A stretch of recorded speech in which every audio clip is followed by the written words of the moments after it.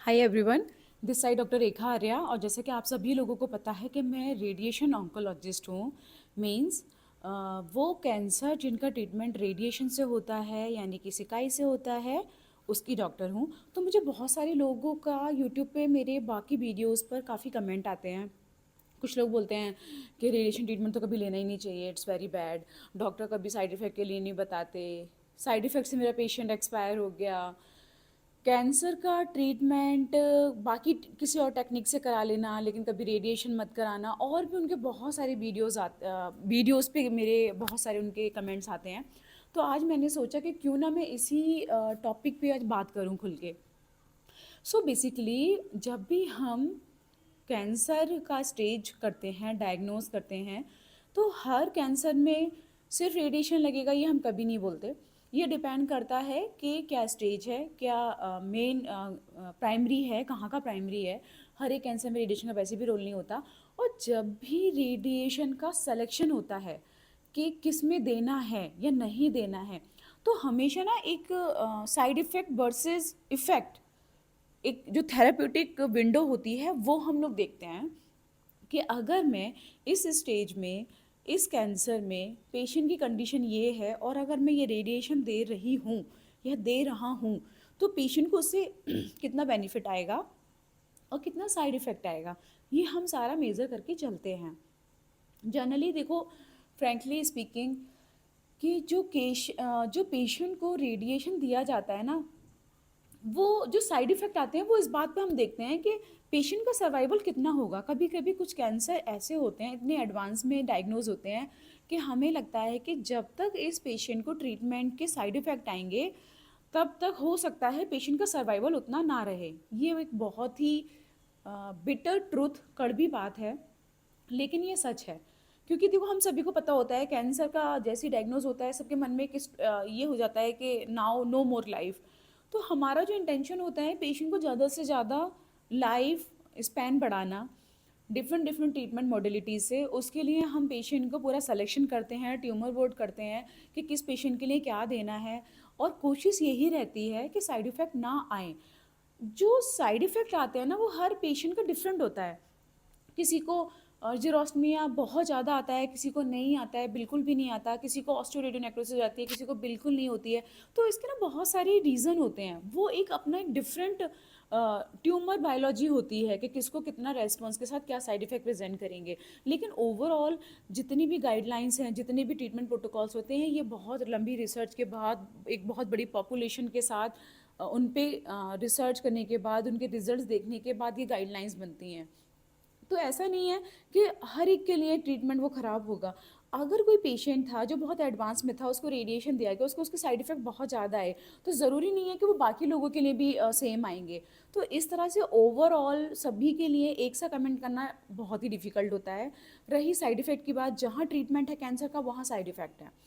ऐसा नहीं है कि रेडिएशन के साइड इफेक्ट होते हैं। अगर आप इम्यूनोथेरेपी लेंगे उसके भी साइड इफेक्ट है, कीमोथेरेपी लेंगे उसका भी साइड इफेक्ट है, सर्जरी के अपने अलग कॉम्प्लिकेशंस होते हैं। तो हर एक ट्रीटमेंट का, जो भी कैंसर का हम ट्रीटमेंट देते हैं, हर एक के साइड इफेक्ट होते हैं। बट ऐसा नहीं है कि आपको डॉक्टर वो बताते नहीं है, ये आपका अपना चॉइस होता है कि now what is the best.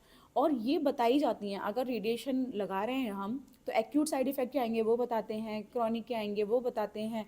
And कुछ साइड इफ़ेक्ट ऐसे होते हैं ना जिसको अगर हम बताएंगे तो हमें लगता है कि पेशेंट बहुत ज़्यादा एप्रीहेंसिव हो जाएंगे, पैनिक हो जाएंगे, ट्रीटमेंट नहीं लेंगे। और पहले से हम अगर बताते हैं तो उनको ऐसा लगता है कि कहीं ऐसा ना हो कि पेशेंट ट्रीटमेंट ही ना कराए। तो कुछ चीज़ें इसीलिए हमेशा ऐसे बोली जाती हैं कि ये आ भी सकते हैं, नहीं भी आ सकते। और ये सच है कि ज़रूरी नहीं कि जो किसी और को साइड इफ़ेक्ट आया हो वो आपके मरीज को भी आए। तो ओवरऑल ना रेडिएशन के लिए ही ये बोलना कि बहुत ही ख़राब ट्रीटमेंट है, बिल्कुल नहीं लेना चाहिए, मेरा मानना ये है कि ट्रीटमेंट तो ख़राब है ही है, लेकिन आप ये भी तो सोचो ना, आप कैंसर से डील कर रहे हो। तो कैंसर एक ऐसी खतरनाक बीमारी है, उसके लिए हमारा यानी कि ऑन्कोलॉजिस्ट का जो इंटेंशन होता है वो ये होता है कि सबसे पहले इस बीमारी को ख़त्म करना है। साइड इफ़ेक्ट इतने ना आए कि पेशेंट की क्वालिटी बहुत ही ज़्यादा कॉम्प्रोमाइज़ हो रही है। और अगर किसी किसी की हो भी रही होती है तो वो अनप्रडिक्टेबल होता है, क्योंकि हमें नहीं पता होता कि वो जो हमने ट्रीटमेंट दिया उस पर्टिकुलर ट्रीटमेंट के लिए उस पेशेंट का रेस्पॉन्स कैसा रहेगा। बट इंटेंशनली कभी कोई ऐसा नहीं करता है। जो अर्ली स्टेज में कैंसर से ट्रीट होते हैं पेशेंट्स, उनके सच में साइड इफ़ेक्ट बहुत कम होते हैं, मैनेजेबल होते हैं। बट अगर कोई एडवांस है जिसमें हमें लग रहा है कि रेडिएशन ट्रीटमेंट दें या ना दें, पेशेंट को ट्रीट करें या ना करें, पेशेंट को घर भेज दें, तो उसमें ना कभी कभी ना ट्यूमर बोर्ड डिसीजन ये होता है कि नहीं, हमें एक ट्राई करना चाहिए, हमारा फ़र्ज़ बनता है कि हम अपने कैंसर पेशेंट्स को बचाएं। तो उन सिचुएशन में कभी कभी जो साइड इफ़ेक्ट होते हैं बहुत ज़्यादा आ सकते हैं, लेकिन कुछ साइड इफ़ेक्ट्स ऐसे होते हैं जो बहुत अनप्रडिक्टेबल होते हैं, जो हमें हमें भी नहीं पता होता कि ये पेशेंट को आएंगे और वो आ जाते हैं। तो वो सारा इस बात पे डिपेंड करता है कि कैंसर पेशेंट का जो कैंसर था उसकी बायोलॉजी क्या है, उसने उस ट्रीटमेंट को किस तरह से रेस्पॉन्ड किया लेट में।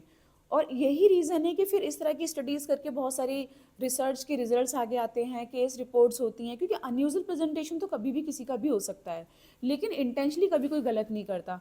तो प्लीज़ एक र्यूमर को बढ़ावा देना या फिर इस तरह से बढ़ावा देना कि ये तो ट्रीटमेंट ही बेकार है, नहीं कराना चाहिए, ये मुझे लगता है कि शायद जस्टिफाइड नहीं है उन लोगों के लिए जो सच में पेशेंट ठीक हो गए हैं।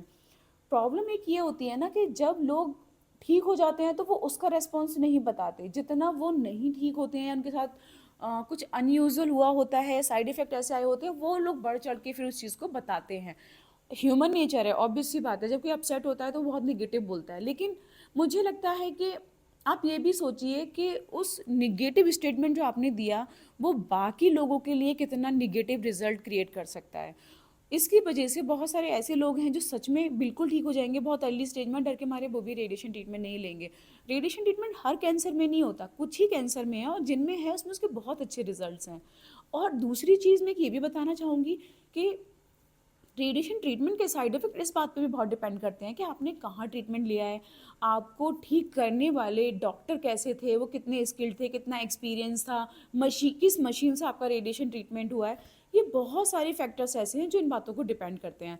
तो please don't put negative comments. और मेरी उन लोगों से भी रिक्वेस्ट है जो मतलब सच में ठीक हुए हैं, जो एज ए कैंसर सर्वाइवर हैं, अपनी अच्छी एक लाइफ कैरी कर रहे हैं, वो अगर बोलें सोशल मीडिया प्लेटफॉर्म पे कि नहीं, हम मुझे ये कैंसर था, इस स्टेज का था, मैंने ट्रीटमेंट लिया, नो डाउट।